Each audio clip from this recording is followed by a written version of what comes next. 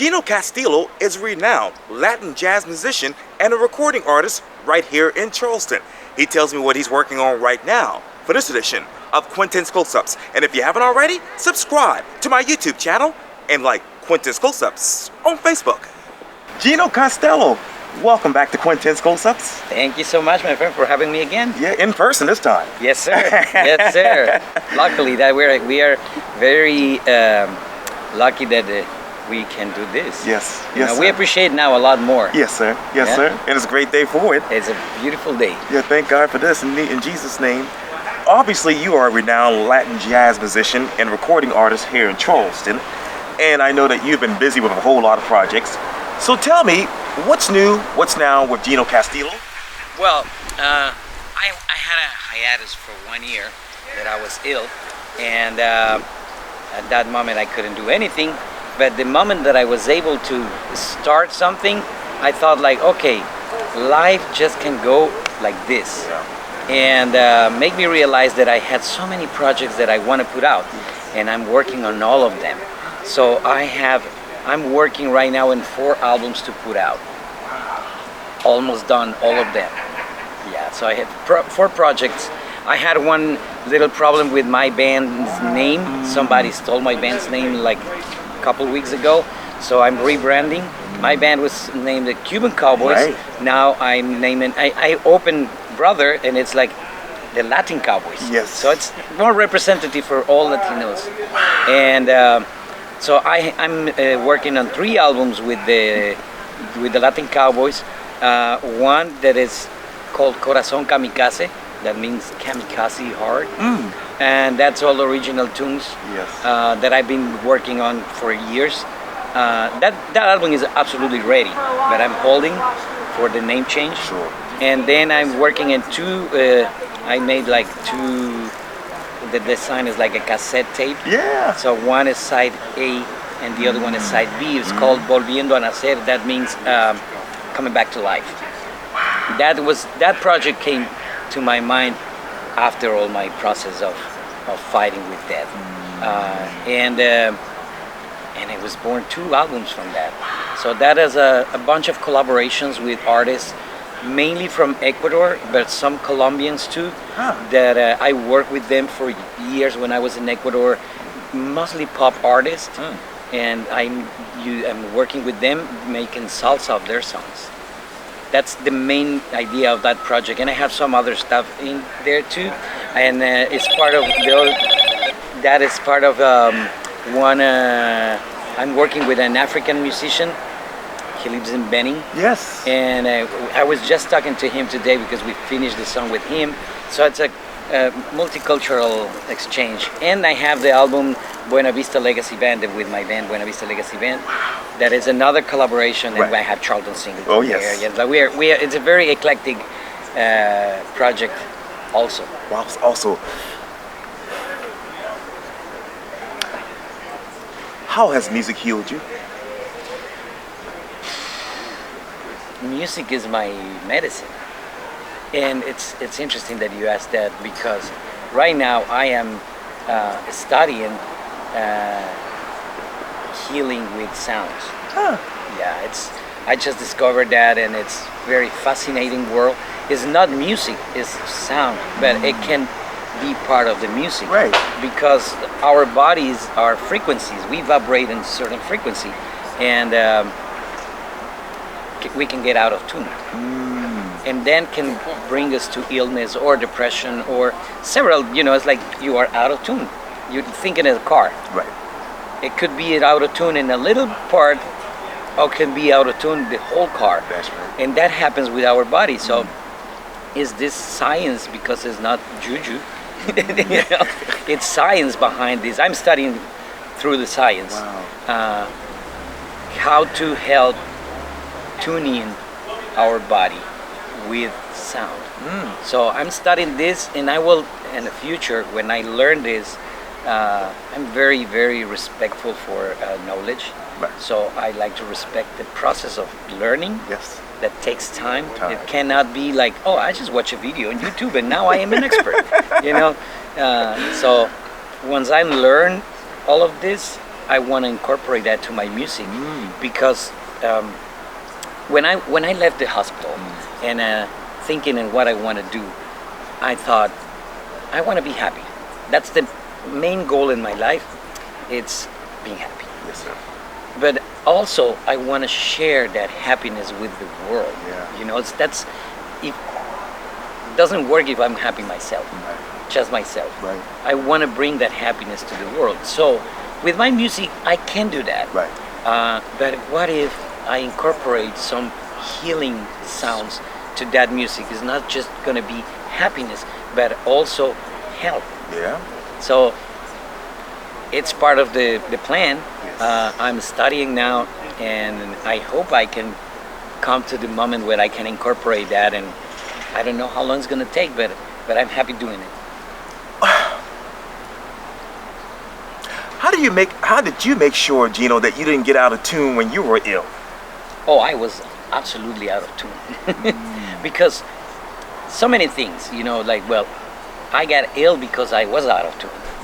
I had two very complicated illness at the same time. So I got to the hospital with leukemia. I was diagnosed one Wednesday, and that Saturday I had to be hospitalized for 3 months in the hospital. And while I was in the hospital, like maybe a couple of weeks, and I got an infection because my immune system was on zero because the chemotherapy just wiped you out. Right.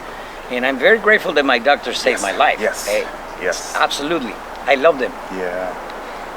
I still see them Yes. very often, of Yeah. course. And but then one fungal infection came into my bloodstream. It was a point when the doctor, my oncologist, said, like, right now I'm not concerned about the cancer because this fungal infection is deadly 90% of the time. So I was like, what's going on with me, right?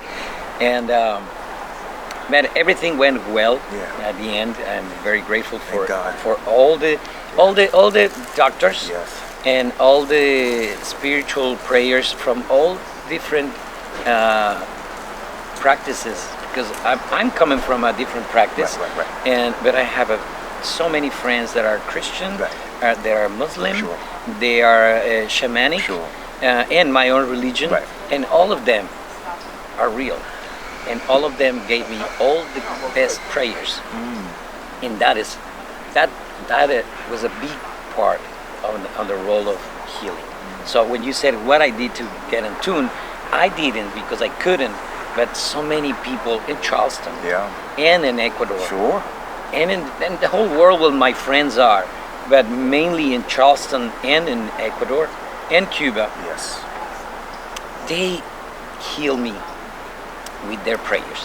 It was like a beautiful thing to feel because I can tell that, you know, for example, one day my mom has her shamanic practices, and she told me, are you okay if I ask my friends to pray for you in our own way? It's like, absolutely, because I know where it's coming that, you know, it's coming from the heart and their heart, and they want it well for me.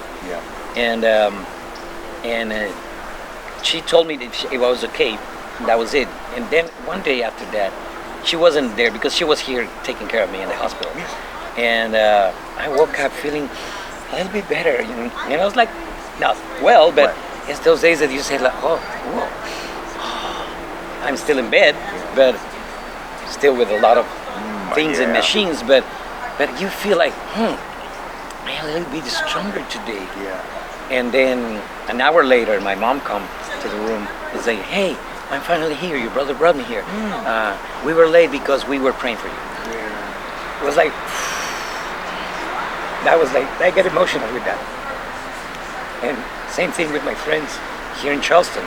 I had two very good friends that they go to two different Christian churches, and they are big in their communities. And one of them was my roommate. And one day I felt the same. You know, it was like, but my mom was there, and I told my mom, did you need something? And she said, no, not today. And I got a text from Tim Kaya. We pray for you today in my church. That's beautiful. I get very emotional with these things because I almost died. You know, I was really close to death. So between the medical experts and at USC, at the Hollins Cancer Center, and the art building, and the 7th floor, they are the best. Plus, all the blessings and prayers that all the people and support that they gave me, absolutely is no doubt that the higher power has a big role in this. I have some sort of plan. It is something that I have to do here. And I think is trying to bring happiness, unity. Try to unite people. We need this. We need to be more compassionate with each other. We need to understand that we all can live together. We need to put the hate out of our minds, our hearts. And I think I have a little role in that to play here. And that's why God gave me the chance. You know, he said, not yet. You better do something else. Absolutely. And I'm very grateful. And that's what I said to everybody. I don't know how much longer. It's my chance. I hope it's at least 40 years. But whatever it is, I'm working really hard on my health and trying to be the best human being I can, so I can share that, but not for me, not just for me, but to share that, to spread that love. I think that we try to complicate things, trying to put in names on stuff like love is the best cure for everything. I really agree with that. You talk about those 4 albums, Gino. So which one of those albums describes your happiness the best? You know, that's very interesting. Because there are different. One is the Buena Vista Legacy Band. That is, I love the idea that I'm doing a crossover, doing American songs in a Cuban style, Cuban songs in English. So that's beautiful to collaborate with my American friends in that matter. So that brings me a lot of happiness. The Corazon Kamikaze is an album of original tunes that I've been working on for years. So it's kind of like the end of a process that brings me happiness. And the other 2 that are Volviendo a Nacer bring me a lot of happiness because it's bringing me together with friends. It's like a full circle with that album. Bringing me back to where I started, because I was a pop percussionist. I tour a lot with the pop bands in Ecuador, and so going back to those songs that I played a lot when I was younger, and another different style, and bringing my friends together. For that reason, it brings me a lot of happiness. So I think like all of them have a different points of happiness that brings me, again, all of them. I think making music is what makes me happy. You know, like, doesn't matter which album it is. It's the fact that I'm making music and I'm able to put together a group of people, because there's a lot of musicians on those albums. But I'm so happy that I'm able to put all together and all the people together to make music and help me saying what I want to say, and also they can say what they want to say in my music. So that's what gives me happiness, the fact that I can do it. Yes, sir. You know, so I will say all of 4 albums bring me all happiness in different aspects. Which one of those musicians on the album actually resembles you musically? There was what? Which one of those musicians that you have on your album resembles your music? Man, so many musicians. I think it's the same thing, you know, because when the Buena Vista album, when I see Charleston singing a cha-cha-cha, yes, that is something very interesting to see. And but in the other albums, seeing my pop artists singing their songs and the style that I'm doing, it also gives me the same. And of course, all the musicians that recorded my songs. So I think I wouldn't be able to say one. I can say like all of them can do that. Can do that. What is the biggest difference about your music from when you started to right now? Well, when I started, I was a rock musician. That was my dream, to be a rock drummer. When I was 5 years old. Wow. I got inspired for a rock band. There was an Ecuadorian rock band, and they put the first video clip like a real rock band, you know, long hair, leather jackets. And I saw that on TV, and I was like, oh my God, I want to be them. Right. And now they are my very good friends. Well, one of them died years ago, but they live now in Virginia, and they are really good friends. And they always say, like, don't say that story because that means we are very old. But so I started being want to be a rock drummer, and then at a point I started a rock band, and I was a singer in a rock band, my own band. I was writing songs since then, trying to do, but it was like more into the Red Hot Chili Peppers style. And then I was a heavy metal drummer for a little bit, and then I want to play jazz, drums, like drum set, and that was my dream for a while. I was trying to learn how to play drums and be a jazz musician. So that was for a while until I met my first wife, and her dad was a jazz promoter. So he did 2 big concerts, and he asked me to work. I was a kid, but he did the best, because he asked me to work, helping him, like, you know, bring this here, put this there. That was my job. That was like helping everybody on the show. Sure. But then I had free tickets for the show, and that show was the first one was Iraquere, the biggest Cuban band ever, my favorite Cuban band ever, and I went to see that band, and that changed my mind completely. I think the next day I forgot that rock exists for me as a musician. Right. Not that it is not good. I still love rock and roll, but to me, to express myself, I went to Latin jazz, and I started listening Iraquere. So I started right on the top, and because of him. Yes. So then he saw in my face, and then I went to have dinner with them. Then I was like, oh my God, it's unbelievable. Yes. It's a beautiful thing, because after that, years later, I took lessons with one of them, and the trumpet player became one of my best friends, and is one that's recorder. He recorded all the trumpets in all my albums. Wow. But that was years later. It has nothing to do with that concert. Right. So, and then he brought another concert that really locked me into the Latin jazz world. It was Gonzalo Rubalcaba, the greatest Cuban piano player of history. And the first band was like a 12 or 15 piece band, and the second one was a quartet. So I had both sides. Yes. And then the drummer in that band, in that quartet, was something else from another world. And I fell in love with that way to play, not jazz, but Latin jazz. Right. And I was still a drummer. So I started trying to learn that for a while. Then I decided to go to Cuba. Yes. And I lived for so many years there. And then I went and I took lessons with the drummer from the Iraquere. Right.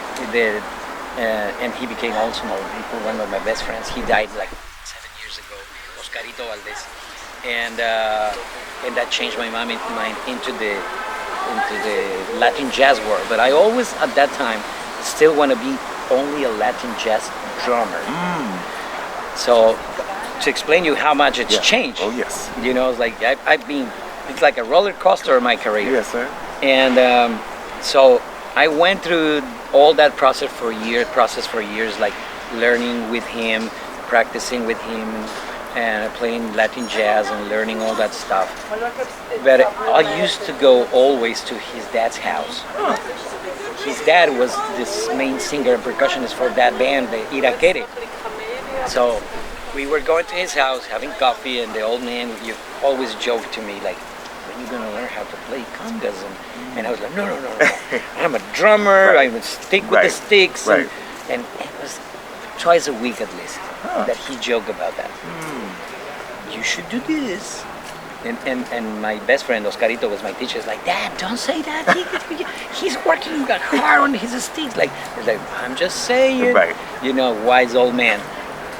So oh man, I remember both of them with so much love. They are both dead now. And gratitude, because they brought me to where I am right now. So I did all of that, and at one point, for a religious decision, I decided to change to percussion. And I quit drums. I never played drums again. That was 1998.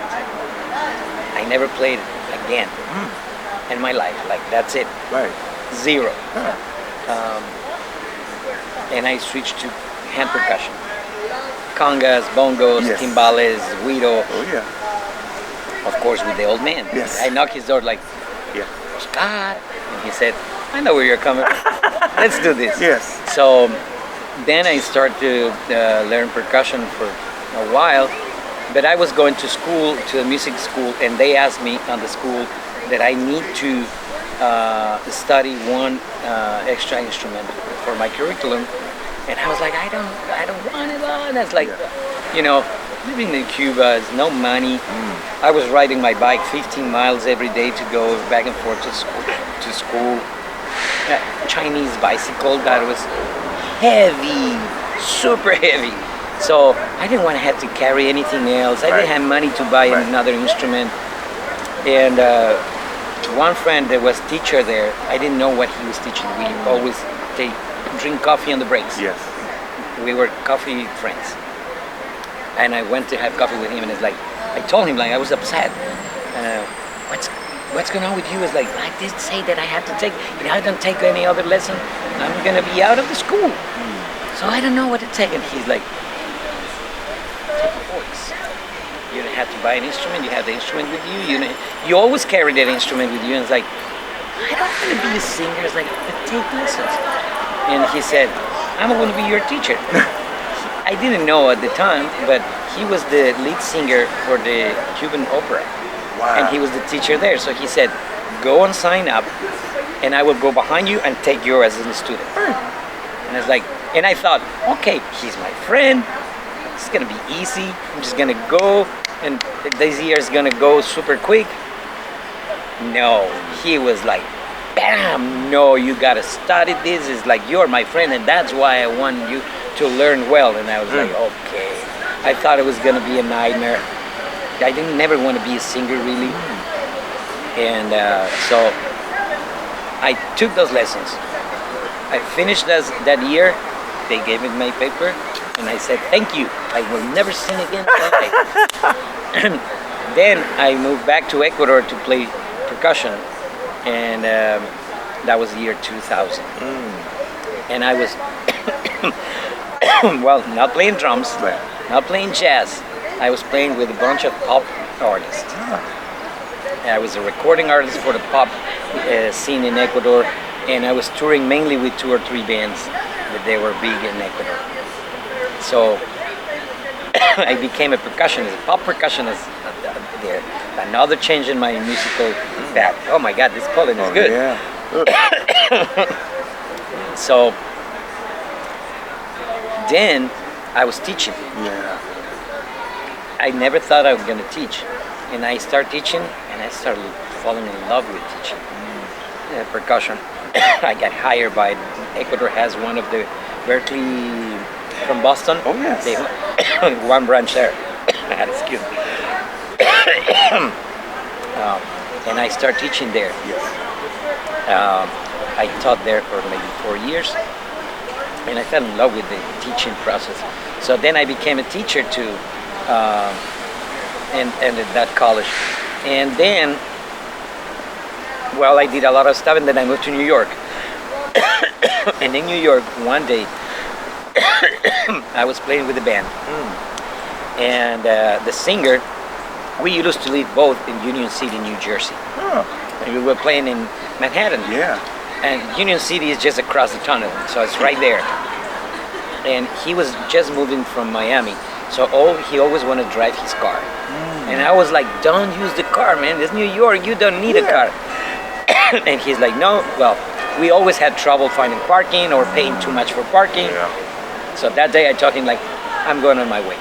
I'm gonna take the train, you go in the car, see you there. Well, that day, we were ready to play. I was playing bongos with that band. Yeah. And the director was the conga player. And I had a call. It was the singer. He's one of the best Cuban singers ever. And he's like, dude, I just got into the tunnel and it was this crash. So I cannot go out of the tunnel in any way. I'm lucky that I have signal. Right. And you will have to sing for me. He's like, what are you talking about? I'm not a singer, but we share some parties. Yeah. And he saw that I can sing a little bit. He said, you need to cover me, man. At least a few songs, at least the first set, because nobody else in the band sing at all. And I told him like, dude, what are you talking about? I never sung. And he said, I already sent a text to the director. Yeah. So the director looked at me, and he's like this. He knew he was talking to me. And I was like, so I told him like, okay, we need to start right that second. And I told him, okay, by memory I know 4 songs. So you're gonna take a lot of solos until Pepito comes. Okay. And I told him I cannot play the bongos. At that time, I couldn't play bongos and sing at the same time. So no bongos. And he's like, no problem. I just grabbed the microphone and I started singing the 4 songs that I know. And since that night, they gave me the 4 songs to me. So I started singing. And then I had from that gig, I had a call from another gig in Union City. Just singing. And I was like, what is happening? It was very well paid. It was very convenient, the timing. Sure. I had a chance to go sing at that place early and go and play in Manhattan at night. So I said yes, and I started putting in practice the lessons that I had with my friend in the opera in Cuba. And then I thought, well, I'm singing a little bit. And then I moved to Charleston. And now I'm singing more than playing percussion. I'm still playing a lot of percussion, but I became a singer. Now I love it. Yes. So all those careers, and then it's been changing in my career so many. It started as a rock drummer to a rock singer to a jazz drummer to a percussionist to a Latin jazz drummer to a percussionist to a singer. Now singer percussionist, and now maybe hopefully a sound healer. Yes. That's going to be exciting. I can't wait for that. Yeah, I can wait. You know, I just started yesterday. Yes, sir. Workshop that has like 7 weeks. And it's very interesting. Very interesting. Wow. Yeah. Wow. Well, Gino Castillo, thank you so much for your time. And again, oh no, thank you. Yeah, man. Welcome back to Quintin's Close-Ups, and thank God in heaven that you're here, so that you can help all of us. Absolutely, absolutely. Bring happiness and healing to our lives. I hope we all can bring happiness to each other. I think that's the main goal. Yes, yes. And Thank you so you're the guy to do it. Thank you so much. You're welcome anytime. Thank